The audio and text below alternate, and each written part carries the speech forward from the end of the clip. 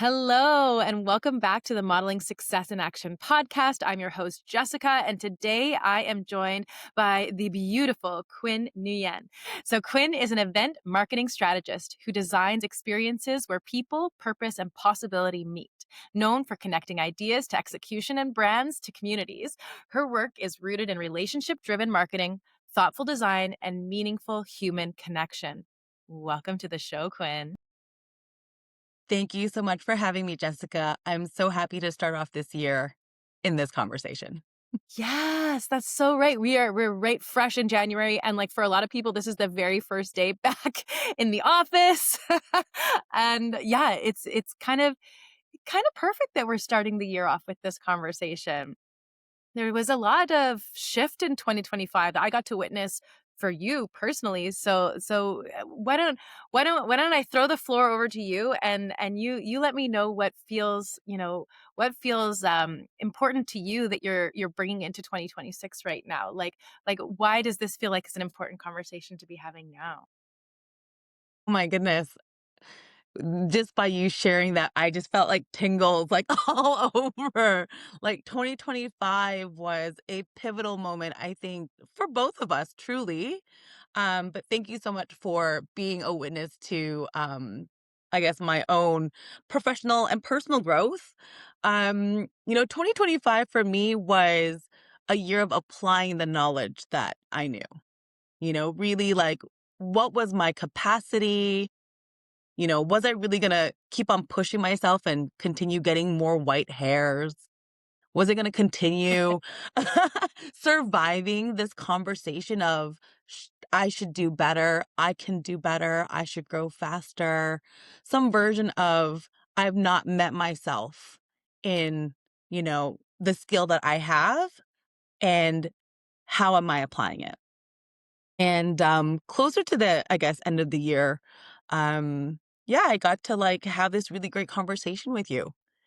And in that conversation, it really had me get present to, the reframing of not just my mentality, because I have a lot of tools, but it was just really like, not, I don't want to say aha moments. Like, I don't want to say like the epiphanies, but really like being like, wow, there's a way that I can started to think and started to act. And it's actually not consistent with who I am. That was just really the black and white of it. And of course, like talking to myself isn't going to have me look at those conversations in a meaningful way, but truly it wasn't just showing up in my professional life. It was showing up in my personal life as well. And that really was like I'm no longer going to tolerate this. And I love that's that. and bringing thank you. And so coming into 2026, I mean, we're only 4 days in, and I don't wanna say, like, I have these, New Year's resolutions. I'm actually stepping back. I'm actually, doing something called a surrender fast, which is for the rest of this month. It's 40 days, but it's really an opportunity for me to give up things that I think that I should be doing. It's a way I call it stepping back, so, like, slowing down to speed up. And, the 2 things I've given up, and you might, find this surprising because the people I've told have also been shocked. One is managing things. So that is if anybody knows me, I am the person that you go to get things managed or done.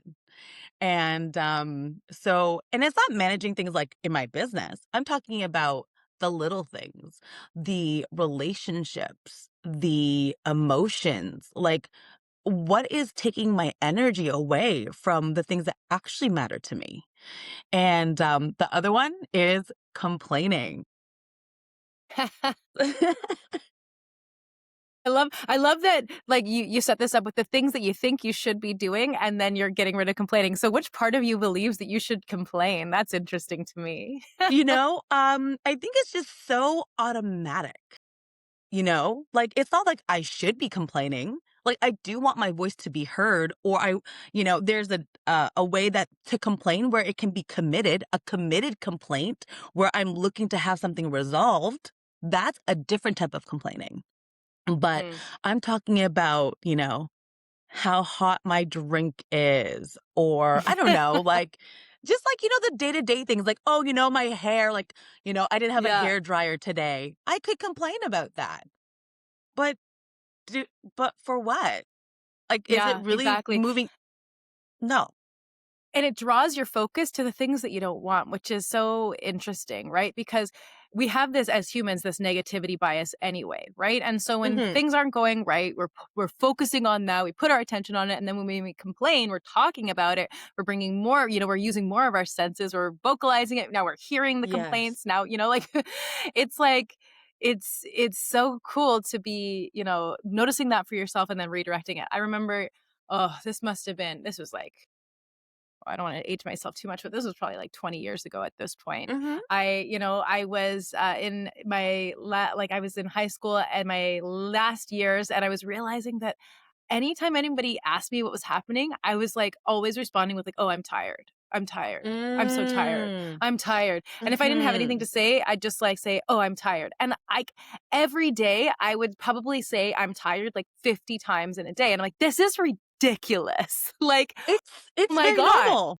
I'm making myself tired by saying this. So I forbid myself from saying it. This was, pre-hypnosis, Jessica. And I was like, you're never allowed to Wow. say, like, you can say anything you want, but you're not allowed to say that you're tired.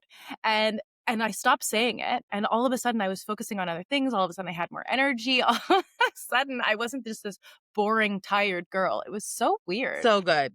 Yeah. Okay, And cool. that actually is exactly why I'm giving up complaining, is because we invite it into our conversations as a daily, normal, everyday thing.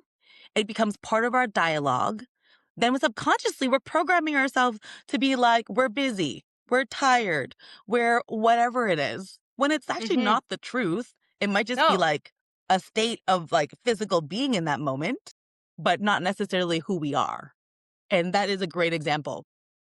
exactly. Like, it's like, hello, I'm Jessica. Hello, I'm tired. Like, was kind of Yeah, like it's like the who I introduction, right? am. Yeah. It was brutal. Oh, that's awesome. So, okay, so then how are you like making this focus happen, right? Like cuz you've gotten Mhm. yourself into this surrender. You've cleaned up some of this stuff. You've shifted out of the old stories of 2025 and before. So, I know we mentioned anchoring before we got into the show, but I'm curious, like, Yes. is it the anchoring or is it something else? How are you keeping the focus? What are you doing to ground you in Okay. this? You know, anchoring for me has like always been a cool tool because I learned it in neurolinguistic programming, but it was like a cool idea, maybe when I need it, right? And then when I met with you and we actually created more of a structure and a practice of, noticing it as a tool, having it as a part of my dialogue with myself, even, right? Like, how do I prepare myself? Because it's really what people don't see. But, before we Mhm. actually show up in the world, Yeah. that's actually getting done. Like, that's like 80% of the work. And so anchoring for me has been great. I have an alarm. I do it at the same time every day. And it's like, cool. Like there's like something that resonates with me because you taught me something that I can really put into practice. Now, do I have evidence for it? I mean, is it working? It feels like it's working. It feels like it's giving me a place of like, a place to come from versus before it was kind of like a to-do list or, try to get things done type of attitude. Um, so I kind of made my own version. So similar to the anchoring and something that resonated with me more because I really am about relationships. And relationships for me are really about the quality of conversations you're having with people, including yourself.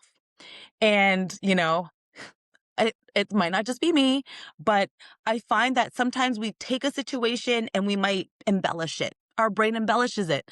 It's like a fantasy, or it becomes dramatic, or it becomes something that it's not in reality. So with the anchoring, I was like, okay, well, anchoring is to keep me in the present. It's to keep Yeah. me in what I'm committed to. And so I tested this out for the past month and I created kind of a bit of a framework for myself. And I call it ACPC. And it just stands for alignment, consideration, participation, consistency. Okay. And I really just apply it to any conversation I'm having with anyone. If it's someone I'm dating, someone I'm working with, it's going to show up in those four pillars for me. Those Mhm. are for me the anchoring points of what makes a meaningful relationship. So I could even say, like in this conversation right now, you and I have alignment. We have visions of our business, of how we participate in life, how we network, how we have friendship, how we have, social time. We have alignment in that. And then we consider each other. We consider each other's time. We have very big schedules, but we still make time. We have other friends, whatever it may be. We have a lot of, and consideration doesn't have to be a negative thing. It's actually just putting something in front of myself that has me be present to what am I up to? And Mm. then participating. We participate. I mean, not a lot of people participate in a lot of things, but I'm very clear. You and I participate in things. I have networking events, you show up. You invite me to something, I show up. It's definitely like sometimes we don't even have to confirm with each other. We know we're just going to be there. That is like Yeah. an ultimate level, right, of participation. And then consistency. We have shown time over time that we are consistent in that. That consistency, and with all the pillars on top of that, create the trust. It reduces my nervous system to be like, I don't have to reconfirm with her. I don't have to second guess myself. I don't have to be like, should I go or should I not go? Even though I'm going for myself, but a lot of the times, especially in the beginning, I was like questioning myself, like, why am I going to these things or why am I participating? It would be really like, is this aligned? But it all comes back to, is it aligned with what I'm up to? So that's kind of my I want to say my new anchoring tool that I've been testing out, and it's given me a lot of clarity. I'm still anchoring in the sense of how you showed me, but it gives me the space to kind of be present with what's happening Yeah. Well, versus, realize yeah. Well, I was gonna say, like, we have like so many anchors that we use throughout the day, right? There's gonna be Mhm. an anchor that you have when you get out of bed that like tells you the first thing that you want to go do, right? There's gonna be, a specific thing that happens when you get it, when you get in the car or when you unlock your front door or, when you're talking to a group of people versus when you're, having drinks with friends. There's gonna be different things that light off inside of us, like these Mhm. these remembrances. And like for everyone who's listening, we've been having this whole conversation about anchoring, and let me Yes. clarify what an anchor is, right? It's this thing that basically triggers a state of being, a state of mind, or an action. So, for example, we can have an anchor that, every time you turn on the TV, you start to crave a snack because you've taught your brain Mm. over and over again that when you turn on the TV, that you go get a snack. And so unconsciously, these two things are starting to mesh in your mind and remind themselves. And so Quinn's creating an anchor where every time now that she's having this conversation, she's running it through this filter, this ACPC filter, where she's going, is this in alignment? Is this, have I had consideration around this? Is there participation and consistency? Like, she's letting herself come back to this point over and over and over again so that it Mhm. becomes automatic. And so I bet you Yes. everybody who's listening here has some sort of automatic anchor if they let themselves think about it, like, to do with their morning routine. There's probably something like maybe the smell of the coffee that lets you know that it's Mhm. morning time, or the feeling of the shower on your skin, or maybe like listening to the news or whatever it is that puts you in the specific mood or like mindset, or like, I'm getting ready for the office. And what's that mindset? Is it a good one? Like, is it useful? Could you shift it, right? Could you It's make it so it's so good. And the coolest part for me about this framework that I've been practicing or trying with this anchoring for myself, it isn't just anchoring over here in my heart, in my mind, it's also over there with you. So I can put our conversation into this, right? Into this framework and be like, well, Does she have alignment with me? What is she considering when she's participating with me? Has she been consistent? So it's actually a two-way street. I'm Hmm. actually looking to ground myself in not just how I am showing up, but how are others showing up for me? And does that make me feel like I want to continue participating in that?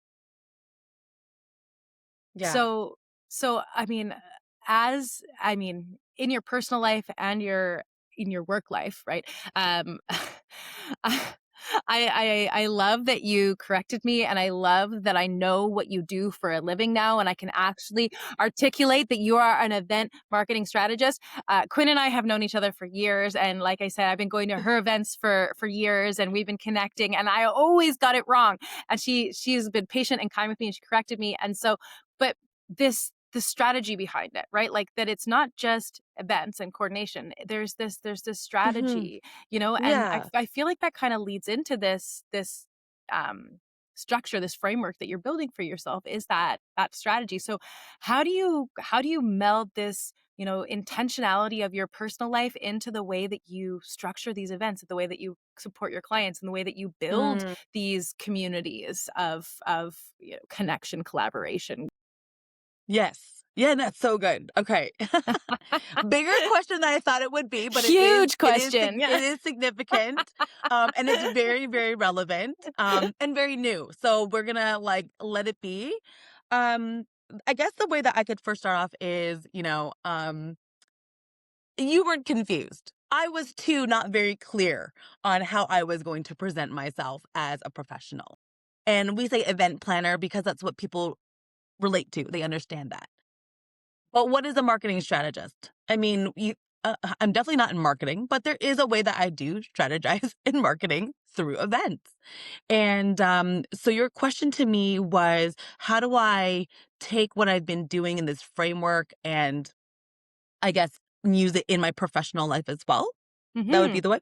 Exactly. So perfect. So I mean, really, at the end of the day, it's like I am very grateful to have the clients I have because now when I look back, right, and I apply this framework, and I've had a long-term client since I've started my business, almost 2 years. And that for me was like in the beginning, hard to believe because my thought pattern at that time was, well, I'm not good enough. And the world is unloyal. And then I'm just kind of like looking for evidence of like, well, hopefully this goes another way. Now, I'm probably not the only one that thinks that way. Like, I mean, I have some humbleness around that. But with the framework, when I look at my client, are we aligned in a vision? Right? Not just a vision of like what they need and what I can do, but that we're meeting in a place where we want to create something together. So people talk about co-creation, but co-creation sometimes can be just slapped on as in like, I want to do something, my part and you do your part. And it could be that. But co-creation really is that we have the same vision and we are building this vision. And yeah, I have my role, but we are totally aligned with it. And then, of Mhm. course, with the consideration, it's really like how they consider me, how I consider them. So, how do I treat them as a client? How do I invoice them? How do I, you know, everything, that comes with that part. Also, how do they communicate with me? How do they consider me as someone that works with them? I mean, I think that's a very big relationship. And I truly believe that people overlook the significance of that. Not saying that's a bad or good thing. I'm definitely would say it's not very transactional for me. That's how I could say it. And then how we participate. It's like we look at the ways that we're connecting in community. We're looking at the ways that we're like actually participating. I mean, you have been a witness to the growth of different networking events or things that I've been a part of that started one way and now they're another way. But that was part of our collaboration, part of how we wanted to grow and learn and include more people that wanted to participate. And that I mean, consistency for me, I have never realize, because actually the big part for me last year was I wasn't very present to my accomplishments. That was another conversation we had, right? Like, when am I going to allow myself to celebrate, the things that I've done? But how can I actually celebrate if I just think like I'm just going through the motions to get to point A to point B? And then by the time I get to point B, I'm so burnt out that like I don't even feel like I can celebrate myself. That's really actually was the case for my first year. And and now where we are is wow. Like I get to celebrate every time I'm with these people. I get to celebrate every time, I'm talking about anything I'm doing. And I'm sharing from a place of I want you to win, I want us to win. And there's a trifecta of winning. And winning as in like whatever our goals are, what we want to accomplish personally and professionally. And I think that's kind of how I'm viewing the framework now. It gives me more clarity of why I'm doing things, not just purpose. Purpose is great, but like truly, like why I open my eyes, go wash my hair, put on makeup, show up here. Like there is more than just purpose. This is a relationship. Yeah, and I love the consistency piece, like, if we're gonna take consistent action, consistently celebrating those actions too, right? Building it all Yes. in, that it's all one, right? Yeah. Yes. Mhm. Yeah, it doesn't have to be just a moment, an anniversary, because listen, I think businesses really do um understate like their celebration of, oh yeah, we've been open for 1 year or we've been open for 5 years, which is great. I love it. But it's like there's so much more. Like it's actually celebrating the people within. What got you there? That is actually for me a big part of, I mean, this is just like I come from a very corporate background. So it's very, here's a gift certificate. Thanks. Very transactional experience. Here I've gotten $100 bills, in a little envelope. Okay, cool. That's thanks. I feel so Mhm. valued. You know? And, really, at the end of the day, it's the human experience. People Yeah. wanna be acknowledged. Right? That $100 bill, if it comes with a sincere like, they look you in the eye and they tell Yeah. you how much they truly appreciate Yes. you, Yes. and then they hand it to you, it's just like, Yes. that feels so good, right? Like, I had a client one Truly. time give me a tip while I was working at a Yeah. front desk, but it was the thing he said before the tip that stuck with me. I don't remember what he gave me, if it was a gift card Mhm. or a gift certificate or, like, a chocolate bar. I don't remember what he gave me, Yeah. but it was the words before the thing that Mm. really meant something, you And it's know? and it's true. Like, I was Yeah. joking about, I have received and that $100 bill for me was more Yeah. than, the bonus I got that I was super taxed on, you Yeah. know? And it came with, this is our gratitude. And, Mhm. in the Vietnamese culture and the Asian culture, money with envelopes is normal language. That is the generosity. That is the, acknowledgement. So, overall, it is about, for me, the relationship and the people. And that's really why I've been using this framework to take myself out of, I'm not a robot. I'm not just a thing doing things that have things happen. Yeah. You're a human in a human community, making connections and having relationships. So how has this changed the way that you build relationships and opportunities and connect the community? Like, how has this shifted the way that you're interacting? Okay. Um, I might get a little moved, but it's okay. So two parts. One is it's not all like, thank goodness it's sun shining today, really. But it's not all sunshine and lollipops. It is really, like I said, the slowing down. So when I started to give up the opportunity to manage things, it was also in relationships, right? Things that you're constantly juggling, you're using so much energy for. You're drained when you're with those people because you're managing your poise, your words, whatever it may be.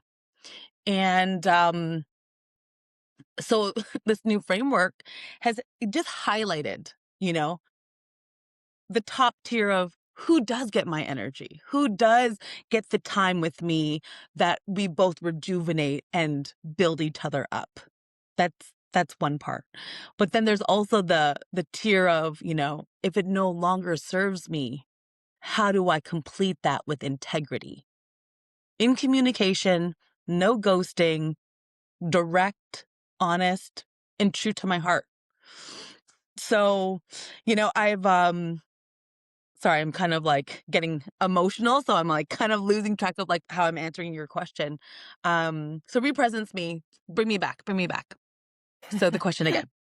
So I'm just curious about how like your framework and this new way that you're interacting with life and and also your career goals, but like how Mhm. that is basically changing the way that you build these relationships, that you interact in Yeah. community, that you create Okay. opportunities for yourself and others. Okay, perfect. Okay. So yeah, it's perfect, right? Like, I truly believe that the people that I work with, people are like, don't mix business and pleasure. And I'm like, well, I'm the same human over here as I am over there. Yeah, it's all one. And if I can't be that, I have to relook. I have to relook. Can I be 100% of me? Do I have to shrink when I'm over here? And if I have to, what is that about? Obviously, there's an alignment missing, right? So now I'm doing the framework check. Oh, it's missing. Oh, look, there's consideration missing. I'm not considered because I have to shrink myself. I have to think another way, use other words, prepare myself to meet this person. Isn't it weird when you have to like prepare yourself to meet someone? Like it's like we're friends, but I'm hesitant to, Yeah. participate fully with you. Like Yeah, I mean, yeah, tell that's me. definitely an indication that something's wonky for sure, right? It's one thing to prepare some information if if you're Mhm. meeting to collaborate, but it's another thing Yeah. to feel like you have to prep yourself to be with a person. What are you trying to prove? What do you need to fabricate to make this happen? It's interesting. And it's Yeah. a fine line, right? It's a fine line. So, the way that I would say is the framework itself is giving me the opportunity to just look at things, I want to say just black and white. And when I say black and white, doesn't mean that there's no heart in it. It just means that, I'm not giving it significance other than what it is. Does it give me the opportunity to be 100% who I am or who I'm becoming? Does it give me the freedom to express myself fully without censoring? Right. And, I'm looking at like my clients and kind of like, even just like the people that I've been networking with, right? In my brain, I'm just kind of like, there's people that I continue to network with that I never really get to connect with. And before I used to wonder why. Like, oh, why? Like we continue to see each other. We know each other on a first name basis. But really at the end of the day, it's like, are we aligned? Are we aligned in values, in style?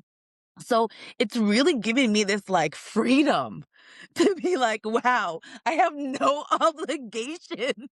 Like, I mean, I don't want to say like, I'm a recovering people pleaser, because I truly believe, being someone in hospitality and someone that's, providing an experience, you're always wanting to have a level of satisfaction.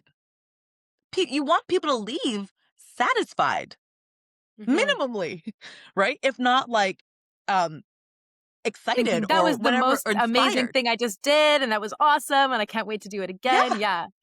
But it's yeah, true, and like it's like, that letting go and realizing that you've got nothing to prove thing though, right? That's the oh freedom. man, I think and that conversation is more of a personal conversation, right? Like I need to prove something is more about, my uncertainty.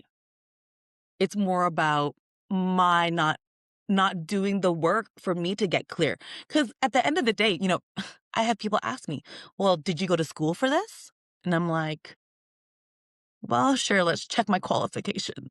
It's like, no, I didn't go to school for it. I worked for it. I worked for it. I experienced it. I participated fully.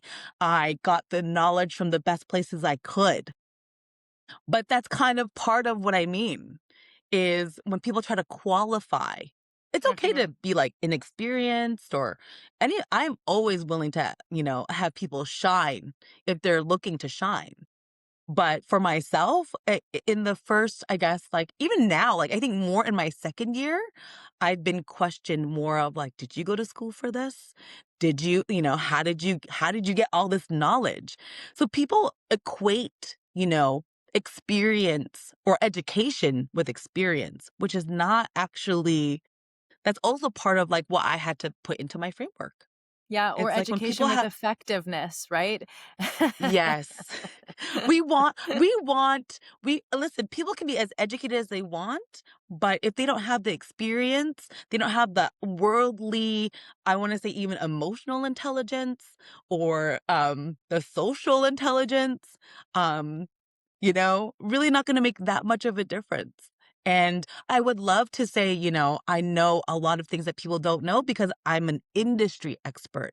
I've been through the industries in participating versus I'm educated, or I have the scholars for it. I think that's also part of using the framework is filtering out the conversations or even questions that people have them have their own checks, right? They're checking themselves, not really like myself. They're seeing kind of. I mean, I'm not saying this is the truth, but people do kind of check like based off of your education where you stand in their life. It's a thing, and that's okay. I got proof in the pudding. I have the experience. I have I have the pics. They happened. I love it. I've Yeah. got the pics from the shows. I went there. I had the experience. I lived it. I love it. Yes. Oh, okay. So, as much as I would love this conversation to go on for days and weeks and years, I do want to be mindful of those listeners, and so I want to just toss the question over to you. Is there any last thing that you'd like to let these listeners, in on of your model of the world before we wrap this up? Well, what can I share with people for 2026? I mean, I think there's one thing that I would say 2026 is really going to be about. And we're seeing it more and more, right? So I'm going to use a frame, right? I'm going to use the dating frame. Okay? So it's a world where, you know, it's intentional, still vague. Make sense? It's intentional, but it's vague. There's different models of participating in dating, whether it's online, in person, speed dating, etc. That model is no different than networking. It's zero different. There is still a level of you get to be who you are 100% of the time,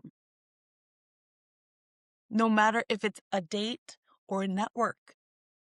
It really is like you get to show up as you. And for me, I think in 2026, it's also about participating in the world. Participating, like no more keyboard warrior sitting around on the comment section doing stuff. It's like be out here in the world. Participate and volunteer in something. Look for a community that you're curious about. Take up a new hobby and learn an instrument. I want to learn how to play tennis this year. That's been on my list for a long time. Tennis. I don't know if I'm gonna take up an instrument. I don't know if there's, like, space for that, but why not? You know? Why not? But maybe I've always wanted to learn how to sing opera. Who knows? I don't know. But it's like 2026 for me is the year of not just leveling up who you are, but discovering who you get to be Mm. Oh, in I the love that. world. It's beautiful, Quinn. Yeah, discovering who you get to be. I feel like as the online world becomes more and more unreal, people have a craving to Yes, be in the real world a little bit more. So I really do think that exactly. 2026 is going to be people out doing things, and so hopefully Exactly. those people will be out doing things at some of your events. So Yes. anybody wants to connect with Quynh or find out how you can, use her awesome skills to create something fabulous for your community, or you just want to come out and join in on something that she's already got going, I'm going to leave her details below, and you can reach out to Quynh. And this has been fabulous. Thank you for starting my 2026 off with a beautiful, bright, shining start, Quynh. I really appreciate you joining me today. Thank you so much for having me. I feel so grateful to and honored to be a guest here.